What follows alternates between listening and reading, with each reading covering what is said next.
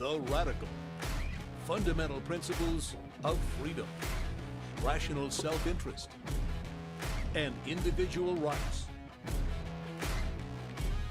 This is the Yaron Brook Show. All right, everybody, welcome to Yaron Brook Show. On this Tuesday night, it's already 8 p.m. over here in Puerto Rico. I hope everybody's having a fantastic Tuesday and good week. All right, so I thought we'd talk today about American exceptionalism. It keeps coming up. It'll come up a lot during the elections. Nobody uses that terminology much anymore, except to critique it. There used to be a period where American exceptionalism was something that was promoted by America, but even then, it was rare that it was something that people really understood and had a proper conception of what it was. So what we want to do today is talk about, is America exceptional? Was it exceptional? Is it exceptional? What made it exceptional? What was exceptional about it? And to what extent does that still exist? That is, America might have been exceptional, but is it still? Is it today? So that is there's a topic, and we can take it in a, we'll see how long that takes. Feel free to ask questions in the super chat on this topic or anything else you want to talk about. So this is your opportunity. You got to shape the show and take the show where you want it to go by asking questions on any topic that comes to mind. Reminder that the show is sponsored by the Ayn Rand Institute. And the best place to go find out about stuff that they are promoting right now or exciting things that are happening is on aynrand.org/start here. I think the Don Watkins is doing a webinar on 5 things. I can't remember exactly the title, but he's doing a webinar tomorrow on, and I think he's got like 500 people signed up, which is fantastic. It's just fantastic. Hopefully, many of you are signed up. And you should just go regularly to aynrand.org/start here and see what's going on. And it was today. Jennifer says, "Whoa, I'm behind." It was earlier today. So you guys participated. How was it? I'm curious to know how it was. Did you learn something valuable? And so earlier today. That's great. I mean, 500 people is pretty amazing to get to a webinar and on objectivism. So Richard said he enjoyed it. Jennifer said it was awesome.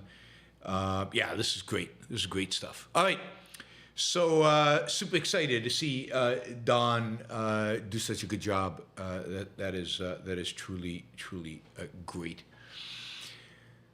All right. Any other housekeeping stuff? I don't think so. You all heard the news I gave this morning that I'll be meeting Milei. I'll be meeting Javier Milei in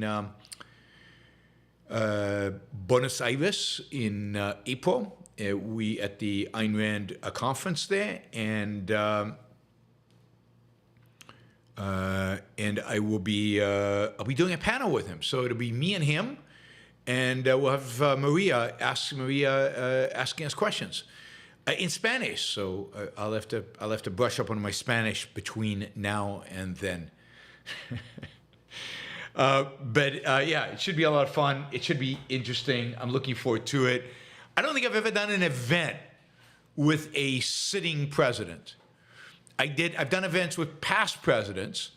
I've done events. I did a day-long event with the former president of Colombia, but I've never done an event with a current sitting president or prime minister. So, all right, maybe this is the beginning of our influence into politics. Who knows? Who knows? More exciting news coming in the weeks to come. So more stuff happening. It turns out my April is going to be unbelievably busy. May is going to be busy. June is Ocon busy. things are ramping up. All right, let's see. So let's talk about American exceptionalism. What is it? What does it refer to? It basically refers to this question: is there something unique about America? Is there something unique about this country? Is there something that this country can model for the rest of the world? Is this country a country that should be mimicked out there by other countries? And it's a question. What is the source of the American exceptionalism? Because is it mimicable? Is it possible to copy America? Is there anything that is uniquely American that cannot be exported, that cannot be moved anywhere else? And so we'll talk about that. So first, what is it? I mean, clearly America has gone from, a country which was a colony of Britain, fairly poor, fairly insignificant. Britain didn't really fight that hard. It had other problems with the Spanish and the French. It went from that. It fought a brutal civil war. 600,000 people died during the Civil War. Just brutal, in order to correct a mistake in its founding with regard to slavery. This country struggled. It absorbed millions and millions and millions and millions of immigrants, almost all of whom were poor, all of whom came from Europe, but came from, not necessarily the best places in Europe, the best families in Europe, with the best education in Europe. And they...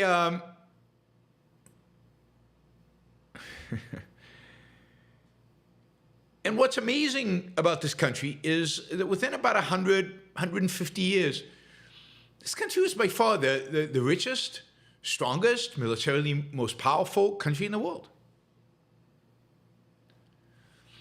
And that achievement is unique in human history. It's unique in human history in the sense of the speed at which it happened and the wealth and power that was attained. I mean, it didn't just become a little richer, it became dramatically richer. This all happened during a period of industrialization. Some of the biggest companies in the world were suddenly in the United States, the biggest industries. So the United States did something exceptional. And then it fought 2 world wars. Both world wars could not, were not, in a sense, finalized until the United States entered and won them. And clearly the United States won those wars. And since then, it has basically been the dominant economic and military power in the world. And the question is there something unique about America that made all this possible? It's clearly a unique story, but some people would say, well, America has a great geography, right? We sit on both the Atlantic and the Pacific Oceans. We have vast, very fertile land. We have a lot of natural resources. It's just a great. It's almost a whole continent. It's a great place. It's got great resources. It's got decent weather.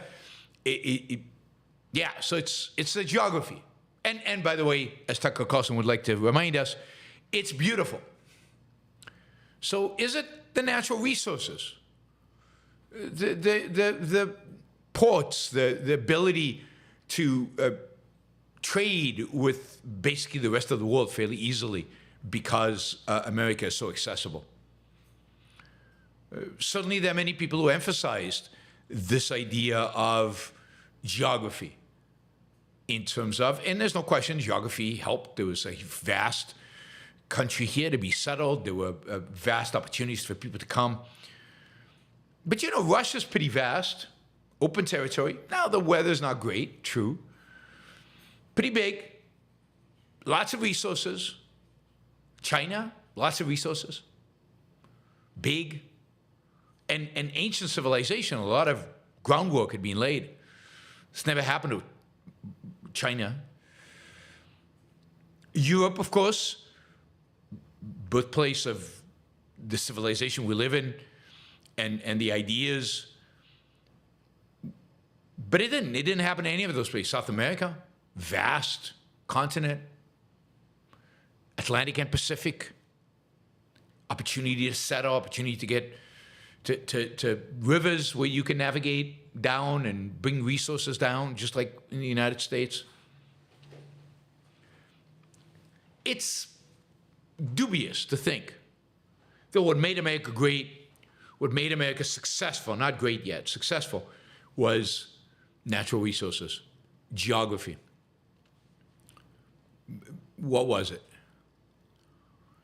Was it religion? Well, there's nothing unique about religion in America. Certainly in the 19th century, America was on and off religious. There would be awakenings, but generally it was fairly secular. The immigrants who came here were not particularly religious. The people who came out and settled the West were not particularly religious. I mean, they were a little religious. But religion has been with mankind forever, basically, certainly for the last 2,000 years, in every continent, in every place. It's not generated the United States of America.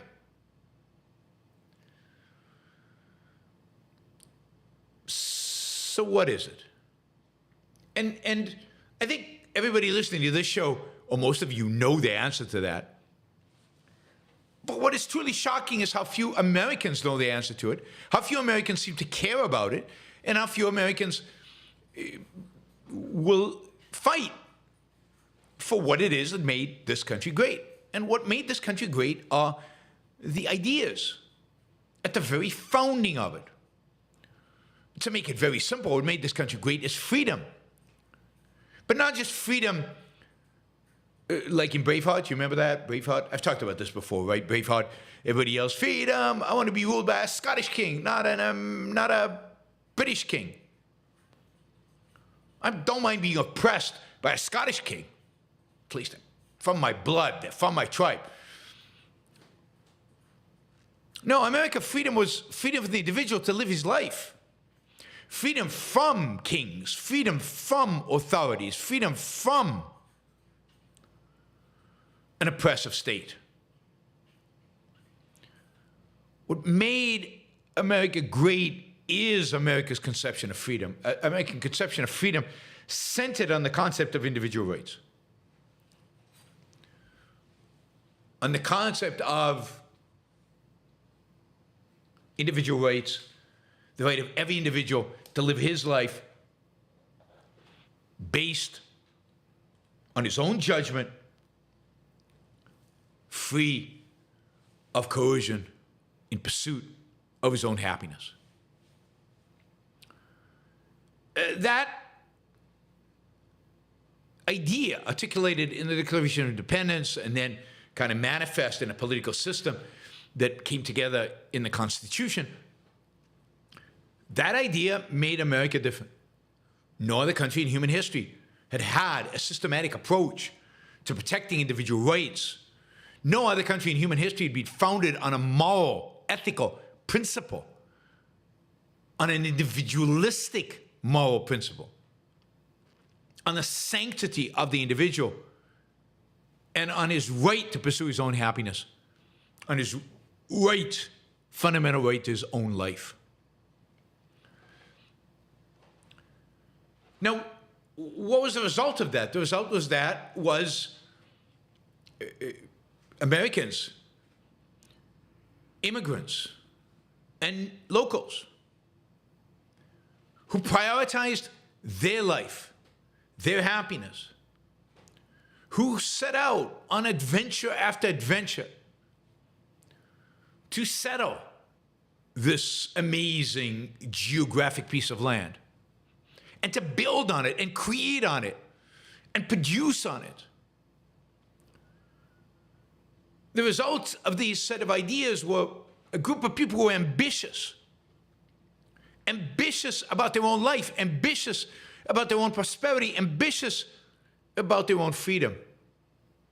People who didn't want just to sit around theorizing about freedom, but people who wanted to exercise that freedom by the choice of where they wanted to live and who they wanted to marry and how they wanted to live it and what kind of job they would have and whether they want to start their own company and they didn't have to ask permission and they didn't have to get approval.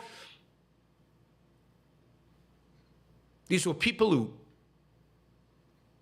stood up for what they believed, spoke their mind. And over the 19th century, I think a real American character emerges. Certainly an American spirit emerges. A spirit of, don't tread on me. A spirit of, I can do anything I set my mind to do. I can build, I can create. That is the American spirit. That spirit is what made America exceptional. Because when you came to America, and look, people came from all over the world, from Asia until we stopped that, and then from all over Europe until we stopped that, and then from Latin America, and we're still trying to stop that. But they all came here for what? For opportunities. For economic opportunities. I mean, people accuse immigrants today of coming here for food, for jobs, for economic opportunities. Yeah, isn't that great? Isn't that beautiful? They came here for the freedom, for the opportunities that freedom creates. They came here to work hard. They came here to make something of their lives. They came here to own a piece of land when in Europe they couldn't own anything. They came here to be able to say and speak their mind when in Europe they were constrained in what could be said. They came here to build industry and create a new vision of what is possible when in Europe, again, they had to ask permission. Here they could do it with no asking. So what made America exceptional is its focus on individual rights, is its freedom. It's freedom for the individual, of the individual. It's restraint on the power of government, on the power of authority. And there's a sense, and America had this sense, I think, well into the 20th century. This independence, during the Great Depression, when the government first started, in a sense, handing out welfare, first started all kinds of programs to support the old and the poor and the unemployed. So many Americans refused that, refused to help, or felt shame in taking the help.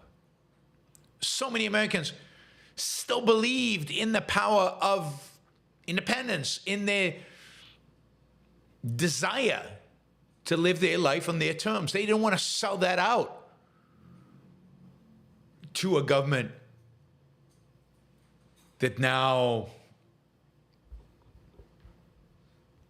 was going to support them. And what would it ask in return? Maybe a little less freedom? So the spirit of independence, the spirit of can-do, the spirit of don't tread on me, the spirit of freedom, the spirit of liberty, the spirit of individualism, it has always been in America, since the founding, because of those ideas, because of the political structure that was then manifest in a culture and an economy. It is the documents that founded this country that created a free market, that created capitalism in this country. As flawed as it was, and as incomplete as it was, certainly in the beginning. Even today, when you come to America, there is a different spirit attitude. You travel around the world, and different places have different attitudes. The rest of the world has become more like America, as America has become less like America. But America in its founding, America in its principled creation, was and is the most exceptional country in human history. And therefore, also, as a result, the most successful country in human history. The moral is the practical. When you do something right, you benefit. So, was America exceptional? Yes. American exceptionalism is absolutely true. At least it was true. Is America exceptional today? Well, some of that spirit still exists. Some of the legal framework that protects individual rights still exists. But a lot of it is gone. America today is a very inefficient, by European standards, welfare state.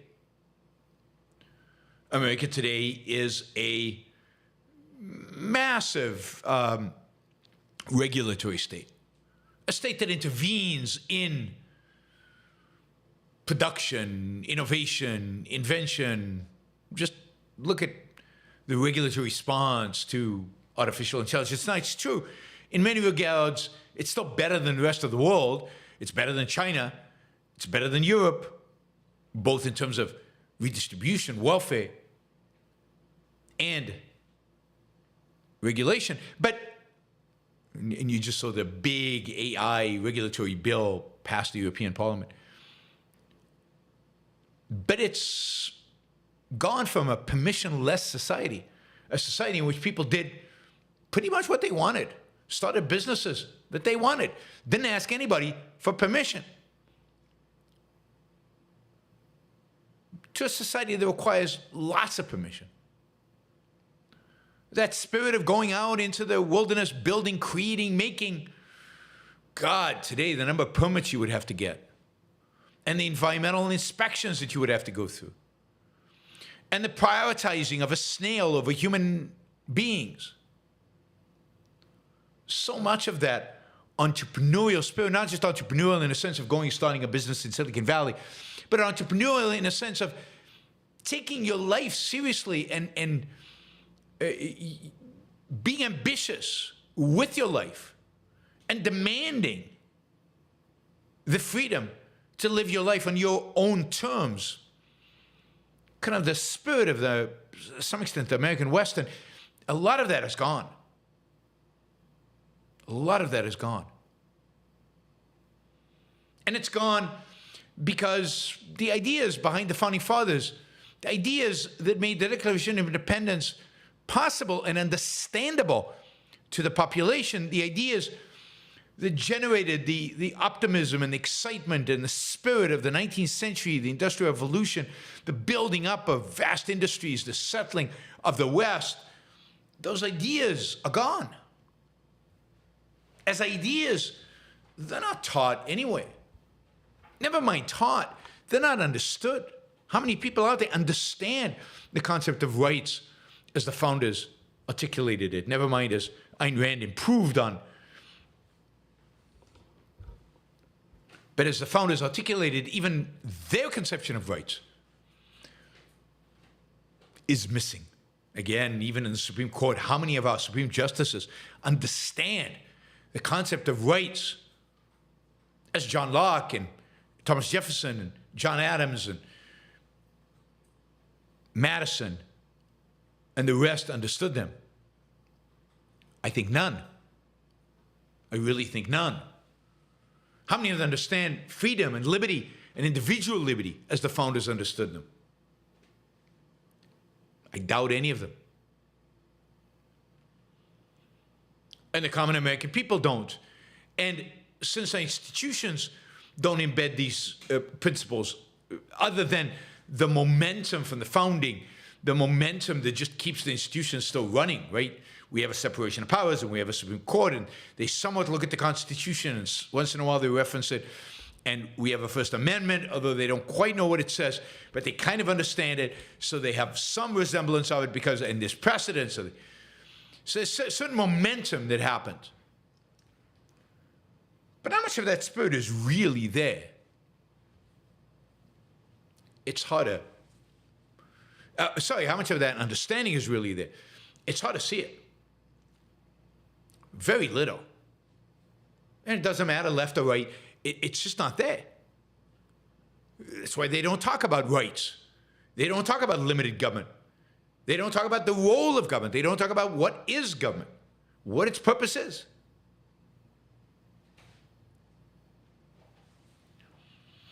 So the knowledge is gone. There are no intellectuals out there speaking about individual rights. I mean, where are the talk show hosts, television personalities? I mean, imagine Tucker talking about individual rights and conceptions of individual freedom. He'd have no audience.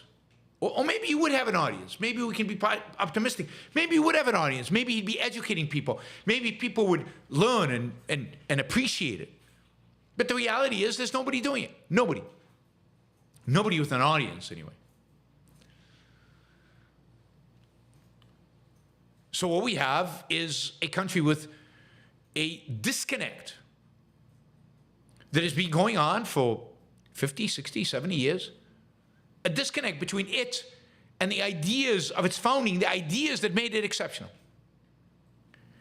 And while that spirit of adventure, entrepreneurship, innovation, don't tread on me, independence,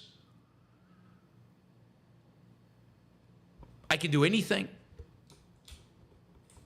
that spirit can sustain itself for a while without intellectuals, without the ideas.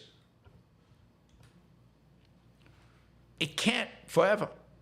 Ayn Rand talked about this, the American sense of life that she identified cannot last forever without the intellectuals supporting it, without the intellectuals giving it the proper foundation and giving it the proper intellectual fuel on which to run. And that spirit has been in decline, I think, for a long time. And one wonders how much of it is left at all. When one looks at the political map, certainly, when one looks at who we are choosing to represent us in politics, whether it's in the White House or the House and the Senate, these are not people that value liberty, that value individual freedom, that value individual rights. When we look at the way Americans behave on a day-to-day basis, there's so much more pessimism. There's so much more darkness. There's so much more resentment of our fellow man, so much more zero-sum thinking. His gain is my loss. So much more envy than there used to be. When we look at Americans being locked down during COVID and saying nothing and doing nothing and accepting it, that's not America. That's not the exceptional America. America seems to have become, because of its intellectuals and because of the political programs that have dulled our brains and dulled our ambitions, America's become Europe. There are fewer and fewer differences between Americans and Europeans. Yeah, we're still more brash. We're still a little bit more independent. We're still louder. But in terms of fundamentals, in terms of actual actions out there in the world, America's still better. God, it still is. There's still a little bit of that spirit left. And it's left in places that you guys don't like in Silicon Valley, where stuff is being built and created.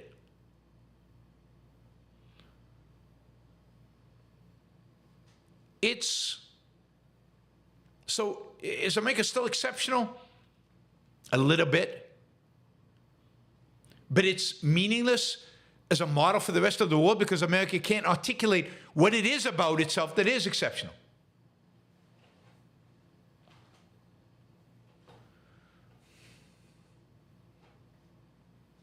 So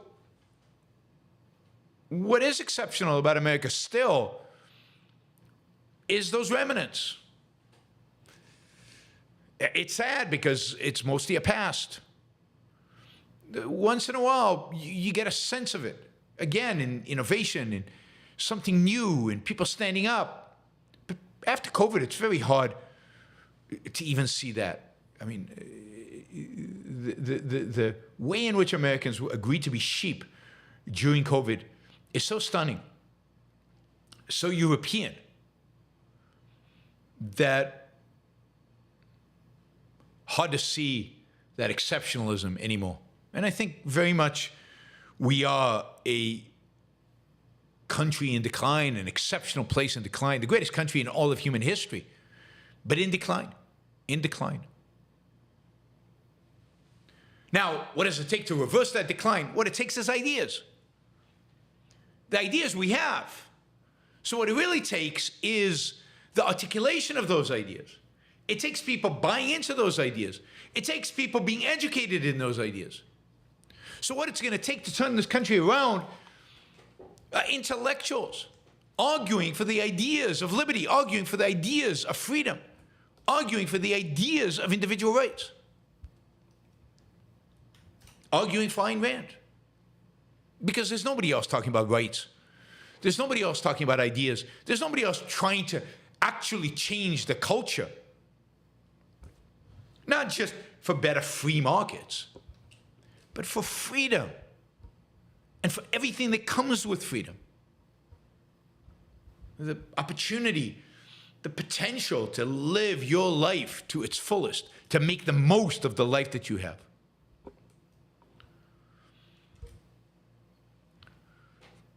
To return America to being exceptional is going to require some exceptional intellectuals doing the hard work, doing the hard lifting, going out there into the world and educating people about the value of human life and the value of independence and the value of the human mind. You know, nothing short of that is going to be successful.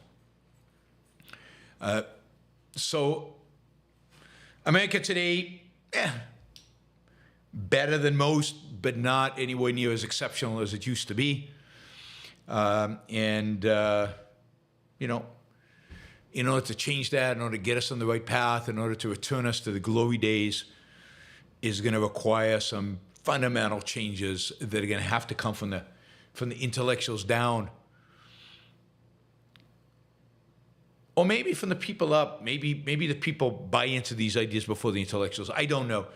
But it's ideas. We know ideas shape history. It's going to have to be better ideas.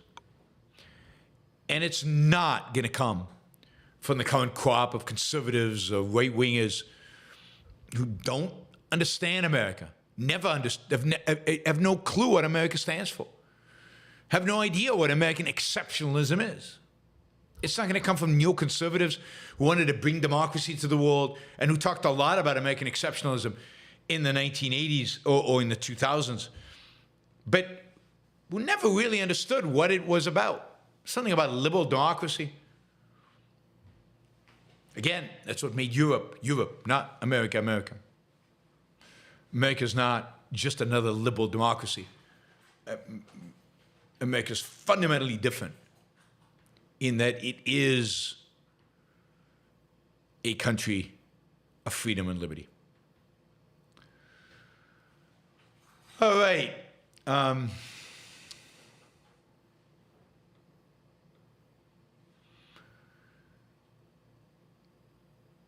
We need a new generation, a new crop of people to change this country. And, you know, maybe America's over. I'm not sure what replaces America. There doesn't seem to be anything out there to replace America. Certainly it's not going to be China. It's not going to be Europe.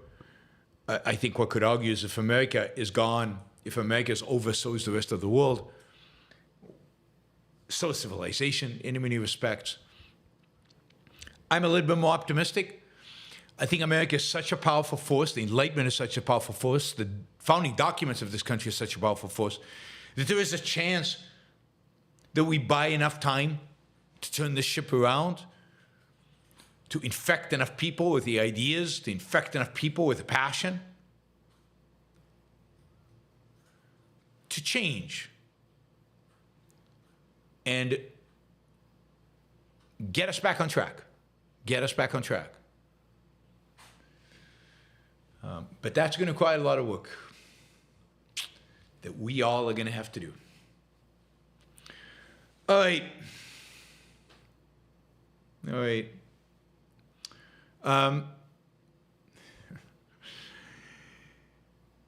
Let us, we've got some super chat questions, not that many. Maybe we can get more as I start answering them. We've got quite a way to go to reach our goal, but also just not that many questions, so it might be a short show. All right, so interested in your thoughts on American exceptionalism, how the term came about, where you heard it first, what it means to you. Is it good? Is it bad? I mean, the left thinks American exceptionalism is about slavery.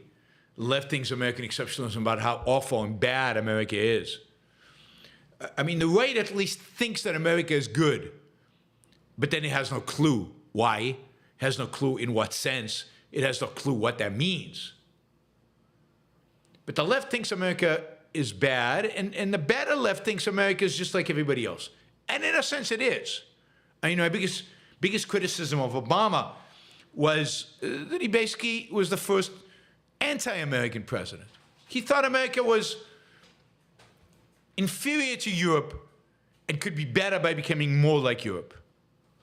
I think Biden thinks similar. I think Trump thinks America's inferior to, I don't know, Russia and China maybe, and is trying to make it more like Russia and China. All right, let's do some questions. Harper Campbell says, Americans today are shallow, superficial, materialistic, no integrity, not any kind of selfish, long-range egoists. Well, but were they ever, selfish, long-range egoists explicitly? No. I mean, many of the people who founded this country, built this country, created that spirit, were religious. They might have been philosophically very different than us, even though in the spirit, in essence, they absorbed a lot of the influence of the Enlightenment. They might not have explicitly identified that. But it's true that today Americans, and I think not just Americans, I see it all over the world, people are shallow, unintellectual, uninterested in ideas, very materialistic. And look, materialism is not a bad thing, but if that's your whole focus in life, it's that all you've got, it's an issue. No integrity is a big issue. And I think that the world is heading in that direction. It's a cynicism. The world's become cynical. And it's what happens when you have an absence of ideals and you have an absence of objective truths to guide you.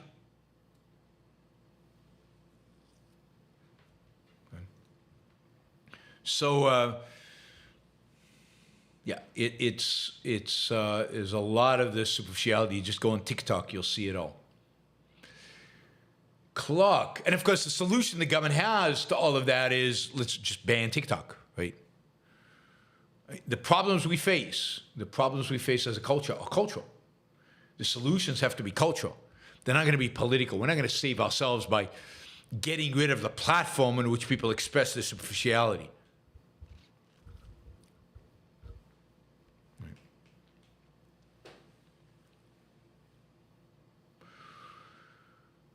All right, Clark, how close was the founding of America to an objectivist society? 80% there. It's hard to tell. I think in many respects, the political structure of America is as good as it gets. I don't know that it can be improved on. The main issue is how explicit were the ideas laid out in terms of individual rights, what they meant and what they implied. That needed to be more explicit. It would be good if the concept of individual rights had been talked about more and developed more in the Constitution. And then, of course, what the founding didn't have is a philosophical framework to ground the concept of individual rights and the founding in a proper morality and a proper epistemology and a proper metaphysics. They didn't have the philosophy. They didn't have Ayn Rand. So 80% depends from which perspective. There's a perspective in which it's 80%. 80%, there's a perspective in which it's 50%. Because philosophically, culturally, they had some sense of egoism, pursuit of happiness, but it wasn't clear exactly how that fit into their Christianity and the morality of altruism, the morality of the Sermon on the Mount.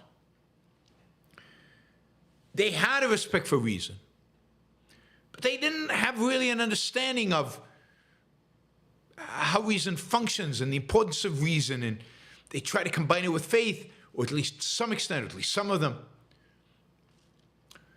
The problem with the founding was that the philosophy wasn't developed enough. It was still early. The Enlightenment was still young. He was still trying to figure these things out. And it didn't have the great thinker like an Ayn Rand who could solve all these problems. And it was immediately attacked, of course, both by religion and by Kant. So both by a secular philosophy and by religion. That it was just hopeless without a genius. I mean, a millennium-type genius, not just any genius. It needed Ayn Rand at that point, and without it, it just couldn't, you couldn't get those philosophical foundations. And without that, you're basically building a foundation on quicksand, and that's what happened. You know, they didn't get rid of altruism. They didn't get rid of mysticism and subjectivism, and ultimately, the foundations crumbled. They took a long time crumbling because what was built above the quicksand was super good. And the few pillars that they have were as good as human beings had ever done. But not quite good enough. So I don't know how to put a number on it. Michael asks, are people who never leave academia the same people who never leave the army?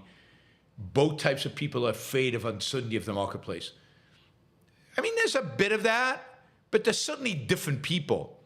The people in academia, you know, love a certain risk-less, low-risk life. They love a certain regiment and simplicity. The military is anything but that. It's very, very different. The military there are risks, and things change, and there's a lot of, you know, there isn't this. You're not stuck to a desk. So there is a certain sense in which both have a certain fear of the uncertainty of the marketplace. At least some of the people, not everybody. But there are also vast differences in the type of people who go into each. They're seeking different things.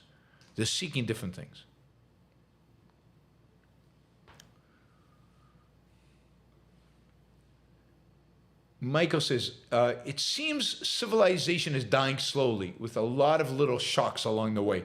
COVID lockdowns, Russia invading Ukraine, and over nothing, October 7th, etc. Yes, I think that's right. I think the death of civilization, particularly in a nuclear era, is not in one big bang. It's, 1,000 knives, small cuts, slow erosion. And that's what we're experiencing. And America's not going to become authoritarian all in one day. We're not going to have a dictator tomorrow.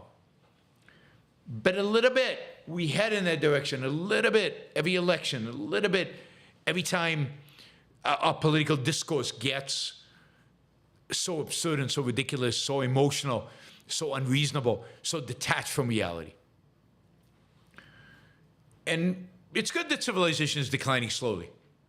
We don't want the barbarians sacking Rome. We don't want a quick decline. We want slow, because that gives us an opportunity to rise up again. That gives an opportunity to resurrect the civilization and bring it back, resurrect America and bring it back. And I think It's always a possibility. There's no fait accompli that civilization is finished. And I don't know where the civilization, and it might be saved not in America. Some other place might rise up as an alternative, as something better. So don't give up on this idea that civilization,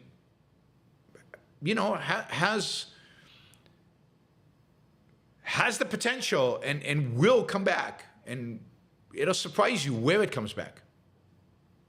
Yeah, people are a little too excited about Milei, but maybe Milei is the rebirth of civilization in Argentina. And maybe he's the last desperate gasp of civilization. Who knows? Hard to tell. Michael, who's in Argentina right now, says Milei has the support of most people in Argentina, and it's real and it's lasting. If that's true, then there is real hope. There is real hope. All right, Adam, I hear a similarity between philosophy and supply-side economics. Our citizens don't demand freedom from our politicians. But first, we need the dynamic intellectuals to show the better way is not right or left. Thanks for showing philosophy's importance to the culture. Yeah, I mean, supply-side economics is, it required intellectuals to explain it to the people, and then politicians acted on it. And, supply-side economics is not quite good enough. It's better than demand-side economics, but it's not quite good enough. What we need is free market economics. What we need is freedom economics. But yes, citizens won't demand freedom until they understand it and until they actually desire it, they actually get it. And they are excited about it. Like when people came here in the 19th century, came to America in the 19th century, it wasn't like, yeah, okay, we're gonna have some freedom. Oh God, but also there's a whole burden of responsibilities and consequences, and this is gonna be tough, and freedom, oh God, it's hard. I mean, that's the sense I get today. You want more freedom? Yeah, but there's responsibilities, and you're gonna have to live with the consequences. Who the hell cares? Of course. When people came here in the 19th century, they just wanted to be free. They wanted to make their own life. And it wasn't like a burden. It was like exciting. It was like they were ambitious. They wanted to live a good life, free of coercion, make their own decisions. And yes, that entailed potential negative consequences. But they weren't thinking about that. They were thinking about what they could achieve as free human beings. And they knew what lack of freedom meant. That's where they were coming from. Just like most immigrants understand this. So citizens won't demand freedom until they fully value it. They get it. They really want it. And we're not all born with the desire for freedom. Most people don't want to be free in the world in which we live today. They want to be taken care of. They want to be given stuff. I mean, you look at welfare recipients and the institutionalization of welfare and the lack of ambition within the welfare community. The welfare state will do that to you. So we need to inculcate in people a desire to be free. They need to view freedom as a crucial life value. Only then will they demand it. Only then will they fight for it. And to do that, we need dynamic intellectuals to show them the way. And to show them the importance.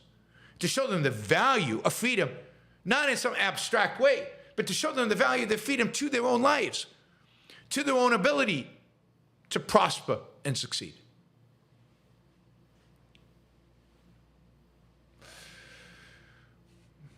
Yeah, I mean, one of the things that revitalizes, Ed reminds me, one of the things that revitalizes the American spirit are immigrants. Immigrants to this country do assimilate. Immigrants to this country do come here because they want to be free, even if they can't express that.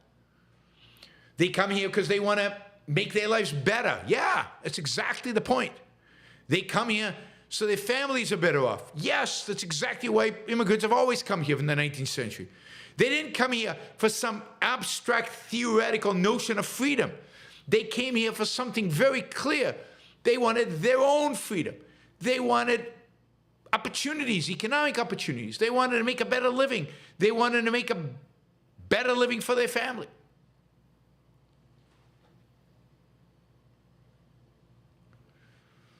So,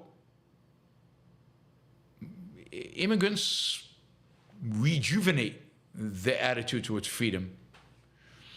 And one of the signs of the decline of American exceptionalism is the clamping down on immigrants, whether it happened in the 19th century against the Chinese in California, or whether it happened in 1921 across the entire United States that basically restricted immigration dramatically, or whether it's happening now with just the panic over the southern border and the demand to build walls.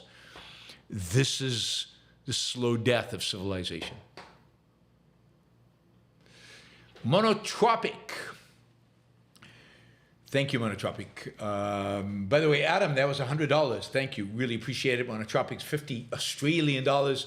I just wish the Australian dollar was stronger. Yeah, Monotropic says, I found some historical average annual GDP per capita growth rates. Figures for the US on the internet. They state that the growth rate was similar throughout the 19th and 20th centuries at about 2%.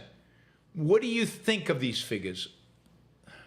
That seems low. The 2% growth rate seems low.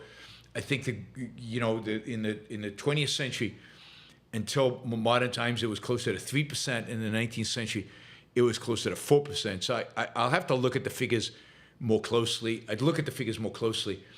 But this is GDP per capita, so maybe I'm thinking of gross GDP and you're doing it per capita, because one of the big drivers of GDP is immigrants, more people, right? More people means more work being done, means more GDP. So maybe it is closer to 2% on a GDP per capita, which okay, maybe it is reasonable. Oh God, we got the stupid IQ debate going on again. Where do you bring this nonsense up regularly from? It's just so dumb. Anyway, so 2% GDP per capita makes sense. If you extrapolate that over the long run, those are big numbers. But GDP is a lousy measure, generally, of anything, of measuring size of economy or economic growth, because GDP is consumption, primarily measures consumption. When governments consume a lot, GDP goes up. For example, Russia's experiencing this right now. Russia's GDP is going up. Even as the standard of living, the quality of life of Russians is going down, hundreds of thousands of Russians, or tens of thousands of Russians are dying in the battlefield, and the quality of life, standard of living is going down, GDP is going up. Same thing happened in the United States in World War II. I think in 1942, full year of the war, GDP in the United States grew by 12%. Standard of living, quality of life went down. Thousands of American men were dying, but GDP went up. So GDP is not a great measure, because why did it go up? Because government was spending a huge amount of money on the military, on building weapons. Non-productive activity, by the way. And when the government spends a huge amount of money on something, I don't know, digging holes and then filling them in, GDP goes up. But again, productivity doesn't go up. Standard of living, quality of life don't go up. Wars are net negatives for everybody, even the winner. So GDP is not a great measure. Quality of life, standard of living, I don't know, the kind of consumption goods.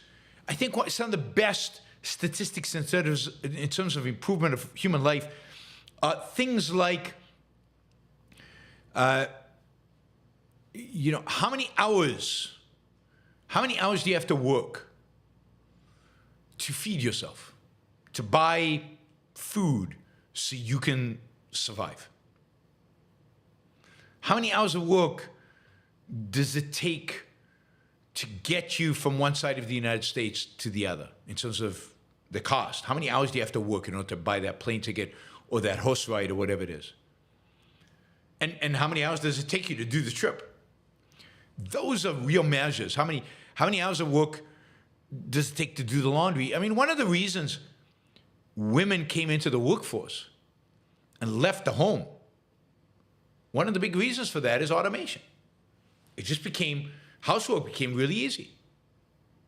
And it freed up a huge amount of time. And suddenly, if in the 17th century, housework was a full-time job, in the 20th century, it wasn't anymore.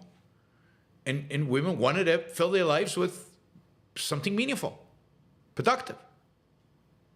Right? I mean, baking bread and cleaning by hand and washing clothes. I washed clothes by hand.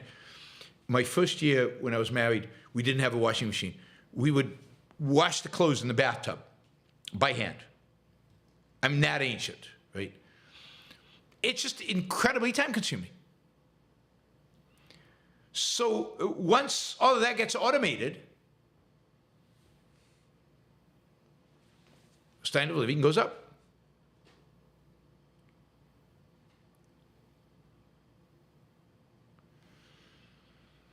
All right.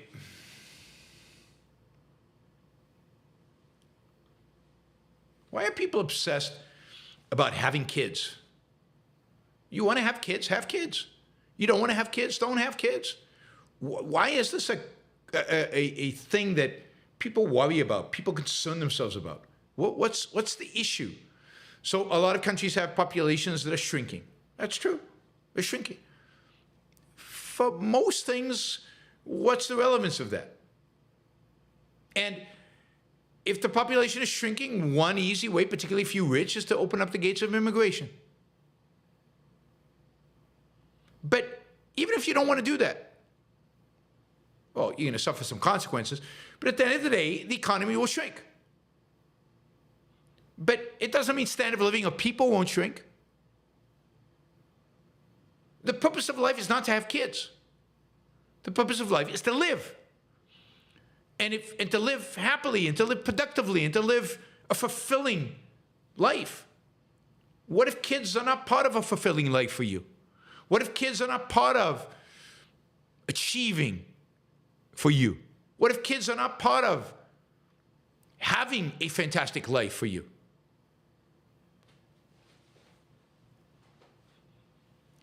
I mean, this obsession with having kids is pure collectivism. It's you need to live for the nation, for the state, for the group, for the tribe, for your whatever, your ethnic group. No, you need to live for yourself. And whether you have kids or not, none of anybody else's business, and it's completely up to you. And I mean, a lot of people out there I know shouldn't have kids. A lot of people who have kids shouldn't have them. It destroys their lives, and they're not good parents. Now, I have 2 sons, for the record. But God, this obsession of, who has kids and who doesn't, and why they have kids and all of that. I didn't have kids so that America could reach replacement. I didn't have kids so that my genetic material could continue in the world. I didn't have kids to satisfy you or the American state or the American people or Japan or Africa or anybody. I had kids because I wanted to have kids. I enjoy kids. I enjoy having children. I enjoy the process. And my kids, your kids don't necessarily are going to have your same values. I don't have the same values as my parents. I don't. They regret having me? I don't think so.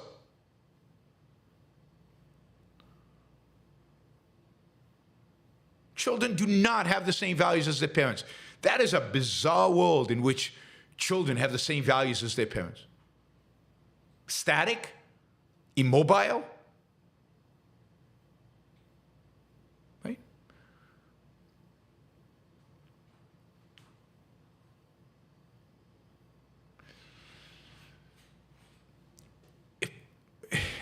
So, God, you're not born with some duty to have kids. You're not born with some duty to procreate. The only responsibility you have is to live a flourishing, happy life. And if you can live a flourishing, happy life with kids, great. If you live a happy, flourishing life without kids, great. That's the only standard. I mean, you gotta shrug off. You gotta get rid of, you gotta get rid of the collectivism, the duty orientation, the tribalism that is still part of so much of this culture. It's part of what we have to re-educate the world about if we want to achieve freedom. Individual counts. An individual will have kids or not have kids. Now, a culture that doesn't have kids, you could say something about that culture maybe. And it's not because women went to work.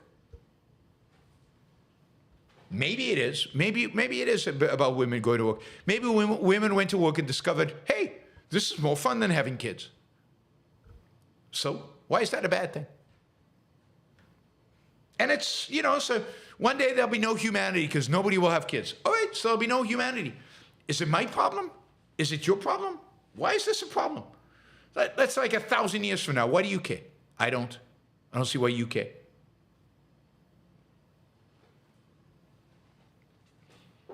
Now, as it turns out, a lot of people do like having kids.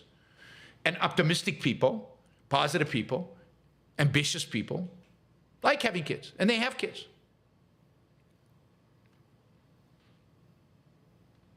Because they're selfish. Because kids are a selfish value. And that's to make the best kind of parents. They love their kids. They know why they had their kids.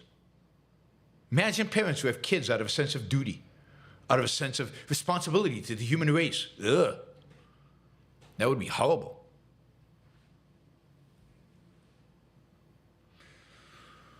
So, yeah. Got to live life to the fullest and do what's necessary to live life to the fullest and make the most of your life. And you don't owe responsibility to humanity or to America or to anybody in terms of how you live your life.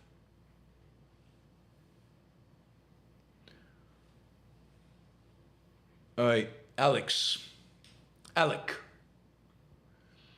Oh, by the way, thank you, Mary Aline. I know I got a bunch of these, so I haven't thanked all these stickers.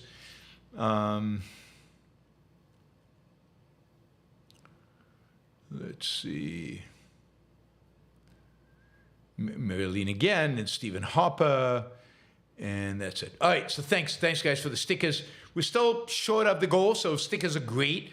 $1.99, $2.99, $100, whatever you can is greatly appreciated. We still have to make up about $300.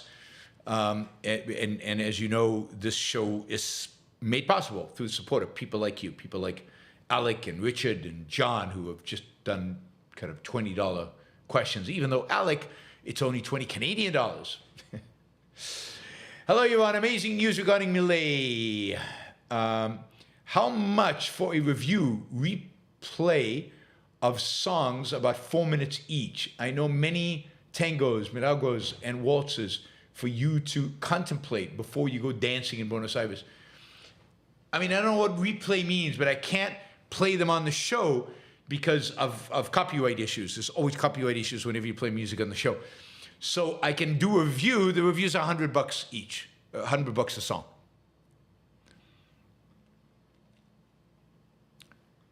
Richard, I agree that what we need intellectuals, that what we need are intellectuals promoting individual rights and responsibilities. Yet when I've asked Greg Salieri about academic postmodernism and collectivism before that, he seems deeply entrenched. How to overcome? I don't understand the question. What do you mean by he seems deeply entrenched?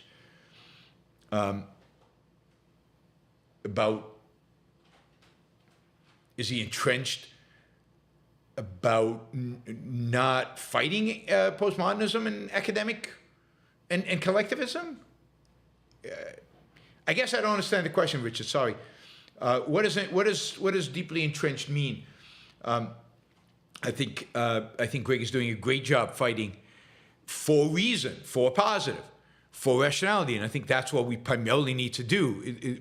Fighting against is something you've got to do the polemics, but the main thing is to fight for the positive. Oh, collectivism post are entrenched in academia. Yes, they are entrenched in academia. It's very difficult to break in. But, you know, I'm not sure we need to break in great numbers initially. What we need are intellectuals. What we need are people who can articulate these arguments in places like this, in YouTube, in podcasts, on the lecture tour, in newspaper articles. And we also need academics, and we'll get academics. That'll happen. It's hard. It's slow. But it will happen. And, you know, maybe we need our own university to train them. But we need to be out there in the culture. The culture doesn't just change from the universities. Universities have an important point of leverage. But they're not the only point of leverage. And they're not, in a modern society, not necessarily even the most important point of leverage. I mean, think about the work Alex Epstein does. Imagine hundreds of Alexes. So we need a lot of intellectuals doing intellectual work, writing books, writing articles, doing podcasts, speaking at events, doing these kind of shows, doing interviews, going out there and engaging with the world.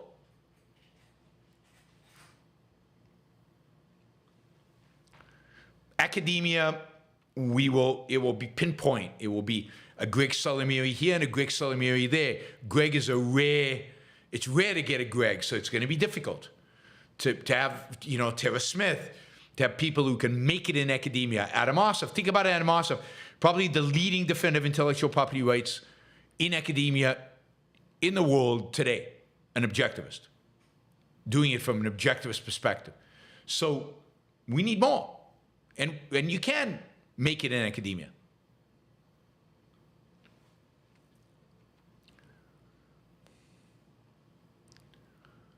All right, let's see.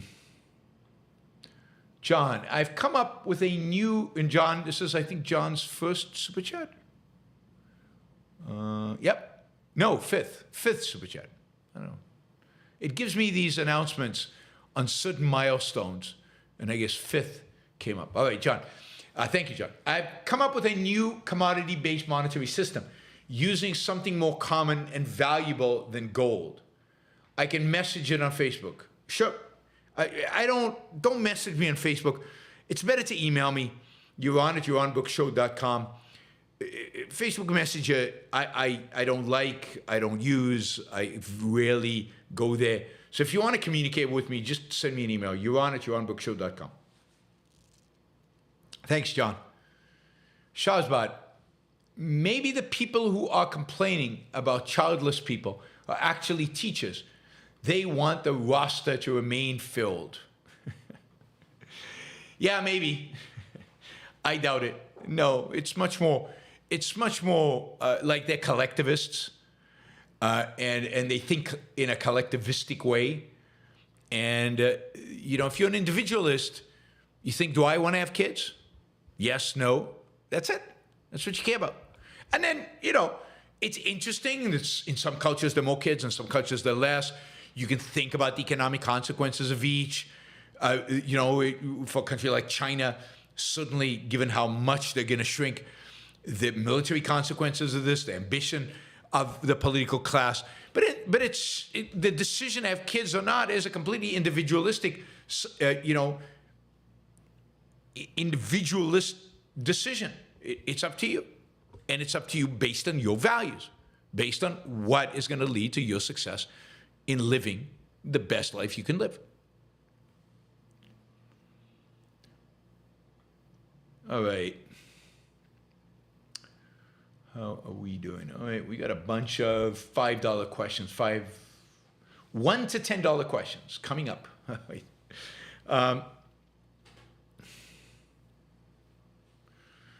All right. Shakator says, $25. Thank you, Shakator. Really appreciate it. Thank you for the show. Great content. Appreciate it. That Doodle Bunny, what is your current net worth? Why is it any of your business? Why would I tell you what my net worth is?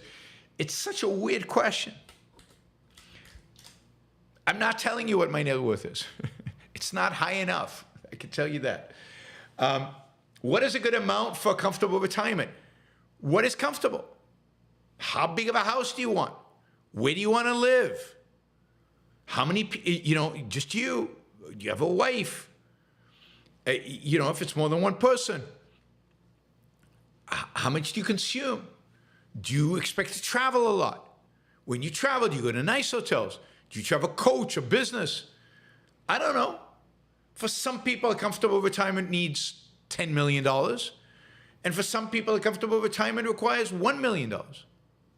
It really, really depends on you. I mean, you'd have to take your particular profile, what your income, what your expenses are, and see,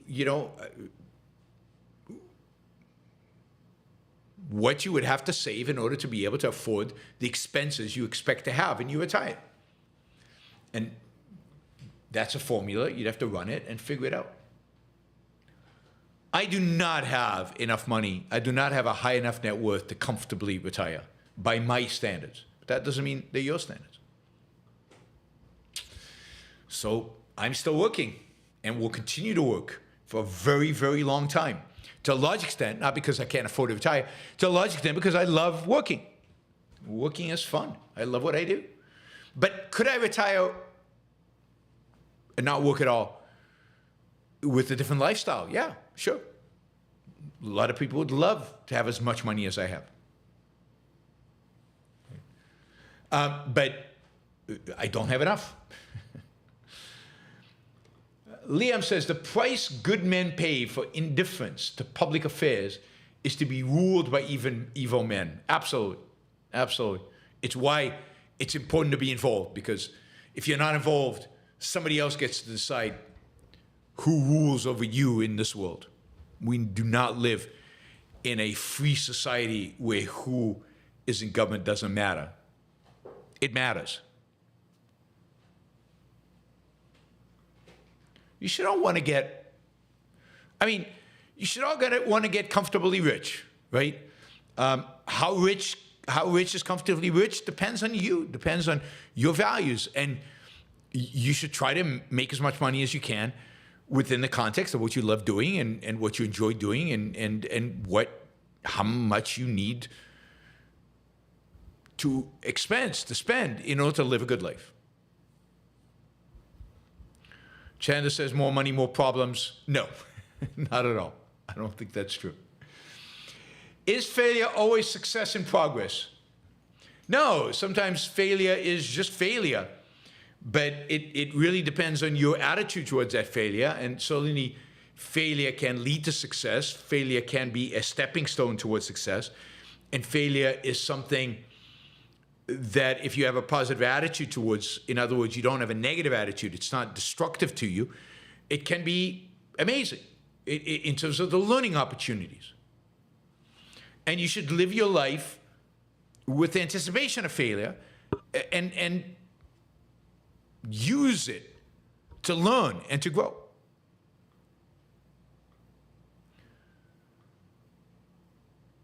Akira Felix, love the new setup. Why don't we have more subs? Why don't you have more subscriptions? I don't know. I don't know. And right now I'm flooding YouTube with shorts, with 1-minute videos, and I'm getting subscribers from that. But it's not massive numbers of subscribers. So I think I don't have more subscribers because people don't like the content. But we will see. We're in the process of instituting a new strategy of marketing with short videos on a variety of different platforms, variety of different places, and we'll see if that works. There's experimentation going on in the background, and we will see that accelerate in the months to come. And this setup, this background is just the beginning of getting even better with the background. This will be improved. Ultimately I might even get a better camera, and everything here is, we're in the process, and we'll be in the process in the next few months to upgrade, and hopefully there'll be positive results. There'll also be a new website. Somebody's working on a website for me. There'll be marketing. There'll be some high-profile events, put it that way. After all, I'm doing an event with Millet. That'll be good. So all of this stuff is good. Yeah. And of course, one thing that will not change is the content. I'm not going to pander. I'm not going to stop offending people who love Trump. I'm not going to stop talking about abortion. After all, the majority of Americans support abortion, so but not a majority of people potentially liking the show, I guess, because I attract more people from the right, I guess. I have no idea. But no, I'm not going to stop talking about controversial things. I'm not going to stop offending Tucker and other people that so many people love. The content will always stay the same no matter how many subscribers I get. Apollo Zeus, your take on America's enthusiasm for the UK royal family. I don't know, a little sickening. I find the royal family, all royal families, particularly the British royal family, sickening. I don't know what purpose they serve. I don't know why anybody should care. I didn't get it with Diana. I don't care. I don't get it with any of these people. I don't understand royalty. I don't appreciate royalty. I think it's a ancient institution that needs to be buried. The Brits don't like it when I say this. They love their monarchy, but it's just despicable. These people live off of what? No productive activity. I guess they serve some entertainment value, and people obsess about all these little things that they do. It wouldn't matter to me if they just disappeared. The whole royal family just disappeared. Nothing in the world would change. Nothing would get better or worse in particular. Maybe things would get a little bit better. But yeah, complete and utter waste of time. Mary Aline, why do so many people seem to think that politics can change the world? Because they don't understand the role of ideas. They don't understand that politics is a consequence. It's also a mentality that seeks leadership, that seeks to be told what to do. That's what politicians do.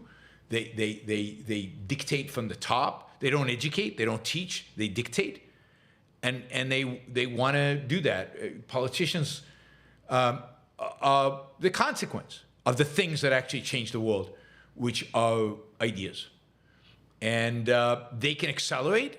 They can slow things down. They can distort, pervert, but politicians are almost always a consequence of. Politics is downstream from culture. It's a consequence of. It's not. It's very rare to find a politician who actually leads. It's much rarer to find a politician who leads in a direction the public is not interested in. That is, who initiates something new, who leads towards something new. The Founding Fathers example of such politicians, but that's very rare. It's very exceptional. Ed, Elon Musk quote, "There need to be things that inspire you, that make you glad to wake up in the morning, and be part of humanity. Yes. Although I don't know about the part of humanity. Why would you think that way? But there need to be things that inspire you, that make you glad to wake up in the morning. Absolutely. Absolutely. And that's when life's great. Life's really good. Oh, what is your take from your interview with Dr. Roy? I liked it. I liked the interview. You know, we're never going to agree. He's religious. I'm not. This is an interview I did with a pretty prominent podcaster in Israel who he's interviewed me twice, once in English, and this time he interviewed me in Hebrew. And I enjoyed it. I thought it was a really good interview. I thought we covered a lot of ground. And I'm looking forward to doing more interviews with him. Of course, I think I'm better in English than I am in Hebrew, much better. But, you know, there's certainly advantages to doing it in Hebrew in terms of reach and in terms of the probability that these podcasters will come to you and actually interview you. Daniel, thoughts on Carl Menger as an economist? Oh, Carl Menger was a great economist. He was the founder of the Austrian school, one of the greatest economists in human history. Really important in terms of methodology, the methodology of the Austrian school. Less in terms of any particular economic observations, although, of course, he's part of the marginal revolution, the whole idea of marginal value. So no, Menger is one of the handful of great economists of all time, and of all the Austrians, the best philosophically, the closest to objectivism philosophically. He was an Aristotelian fundamentally, and Aristotelian is connected to reality with a good epistemology, which most of the other Austrians are not. The Kantians or Popperians, although Pop is a type of Kantian. Shazbat. For no matter how silly the idea of having a queen may seem to us, as Americans, we must be gracious and considerate hosts. Frank Drubin in The Naked Gun. I wish most Americans saw it as silly. I wish they did. Too many of them seem infatuated by the whole thing. Frank says, why do people like Howard Zinn and Noam Chomsky have a problem with America? This guy, Chris Hedges, keeps saying America's an empire. Do we have that? Well, because they're Marxists. They're against everything that America is. They're against every principle of the American founding. They're anti-reason, anti-individualism, anti-capitalism. And therefore they hate America. They despise it. It stands as an affront to everything they believe in. Is America an empire? No, it's not an empire. It's one of the strangest empires, if it is, in the world. It's an empire that keeps leaving its territories. It's an empire that rarely uses the full might and force that it has. It's an empire that tries to set up democracies. No, America's not an empire. America's got a lousy foreign policy, but not for the reasons Chris Hedges or Zinn or Noam Chomsky believe. They're anti-American because their fundamental belief set, their fundamental ideas are anti-American ideas. Daniel says, new setup looks sick. I assume sick here is a good thing, not a bad thing. Any thoughts on Israeli spokesman Ayalon's firing? Oh, I didn't know he was fired. I thought he was pretty good. I don't know why he was fired. And he had good English, so I don't get it. All right. So if he was fired, I think it was a bad call. I think he did a good job. Now, the results are not there, but I don't think that's his fault. I think he was a good communicator. All right, guys, we're almost to the end. If you want to ask another question, but please make it a 20, 50, 100, 150, something like that question for bang for buck sake. We're $225 short for those interested. Paul, I think, is this Paul's first question? Somebody had a first question. Wait, let me just see. No, Caden's first question. We'll get to Caden in a minute. Anyway, no, it's also Paul's first question. All right, we got a couple of first timers. Do you think the young left-wing online bloggers who appear to be in their parents' home are animated by a fear of going out and making their own way. What are they animated by? I think there is a part of it that's definitely fear that animates them. The fear of girls, women. I think a lot of them are kind of incels, or what is it, men going their own way, or whatever it's called. A lot of them are intimidated by the opposite sex. I think some of them are just intimidated by reality. Now you're not going to have sex because the women you're having sex with are not going to have kids? God, that's pretty bleak and pathetic. That was just a comment on the chat. So I think a lot of it has to do with fear. A lot of it has to do with, again, the lack of, how do I deal with reality? Reason? Reason they haven't been taught. It's an escape. It's entertainment. It's shallow.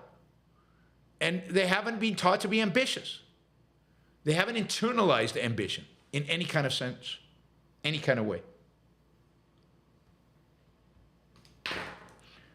All right.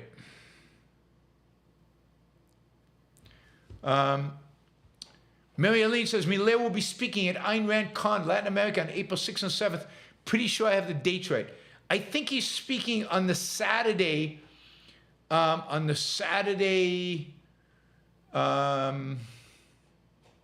when is Saturday that week? Why isn't this working? All right, let's see. I'll tell you in a minute when he's speaking. He will be on Saturday the 7th.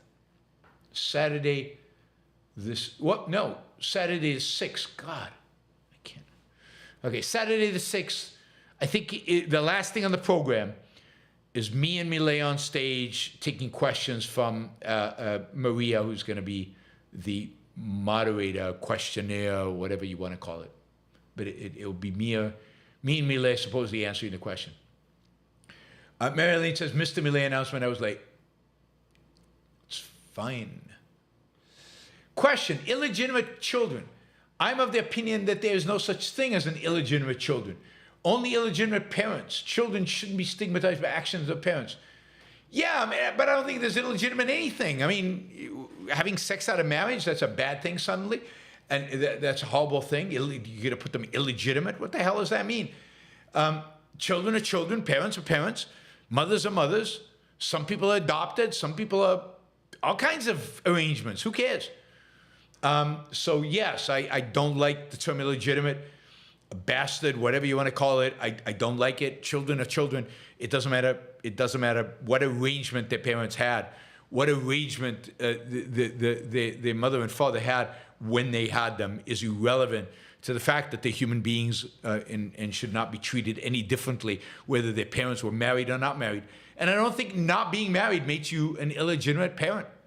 How you raise your child, how you treat your child could make you illegitimate, but not whether you happen to be married or not. Who cares? I mean, the whole concept of family and the way we perceive family and the way we view family is like it's Christian. I mean, who knows what families will look like once we get rid of this emotional baggage and our sexual repressions. I don't know, but I really think that our conception of family is pretty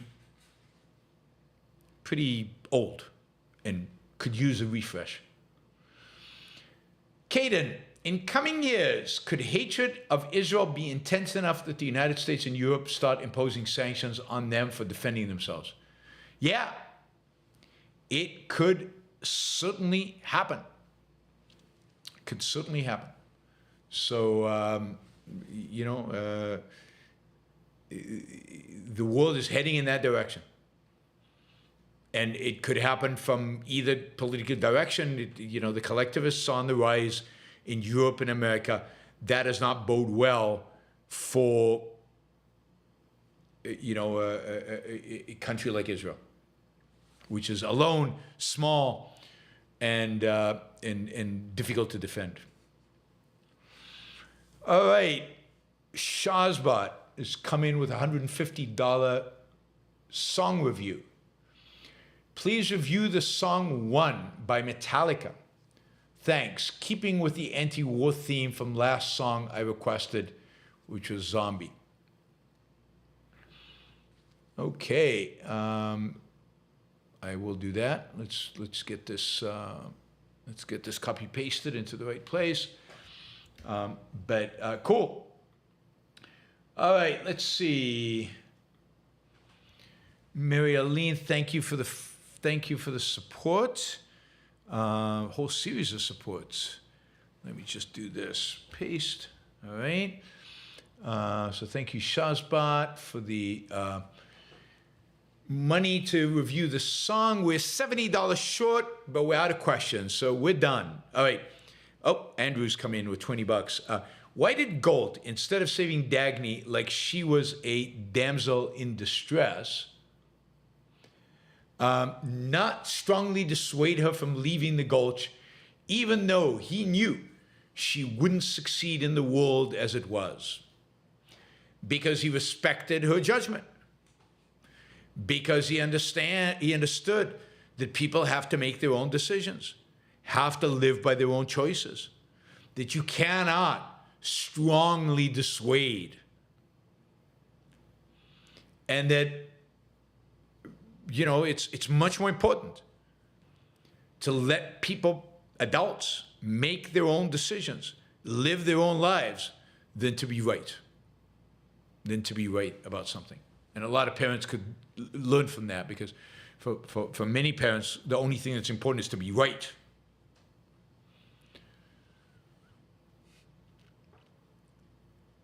All right. So Galt respected Dagny. He respected her too much not to let her go and find out for herself, experience it for herself, know it for herself. Richard asks, have you ever reviewed the movie Casablanca on your show? No, I haven't. I mean, I love the movie, and I'm a big fan of the movie, but I've never reviewed it on the Yaron Brook Show. All right, guys, $30 short. We're that close. Anyway, thank you all. I will see you all. When will I see you? Tomorrow morning. Well, not morning. I think it's either 1 or 2 o'clock tomorrow, East Coast time, is our next news roundup. Have a great rest of your night. Have a great morning tomorrow, and I will see you then. Thanks, everybody. Thanks, all the super chatters. Really, really appreciate the support. Thank you.